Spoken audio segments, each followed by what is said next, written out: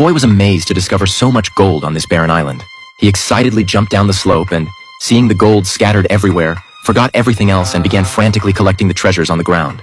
Soon, he was attracted by an even more brilliant bracelet. Feeling lucky, the boy continued harvesting treasures, unaware that the demon, transformed into green smoke, had silently approached him. In a cave on the island, Edmund was trying to retrieve gold from the water when unexpectedly, the wooden stick in his hand began changing color and turned to gold. Surprised by what he saw, he tested his theory by collecting some pool water in a conch shell, which indeed turned to gold. He now clearly realized that this pool could turn anything into gold, and greed began to rise in his heart. He told Caspian that possessing this pool would allow them to rule the entire world, saying, "I want to be such a person." But Caspian replied that they couldn't take anything from here. As they argued, they began to fight, until Lucy stopped them.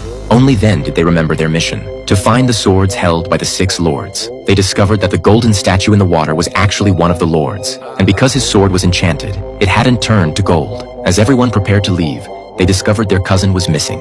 Edmund and Caspian found the Valley of Gold, where they not only found a lord's remains and his great sword, but also discovered their cousin's belongings. From the torn clothes, they concluded that their cousin must have met with misfortune. Just as everyone was preparing to leave, a golden dragon chased the ship and grabbed Edmund, carrying him into the sky above the island. Edmund was surprised to discover words written in flames on the ground. Only then did he realize that the golden dragon was their cousin, who had clearly been transformed by his greed into a gold-loving dragon. That night during rest, the cousin secretly wept over his fate. The mouse came to comfort him, saying it wasn't a big deal. Everyone, whether small or great, has their purpose for being in this world.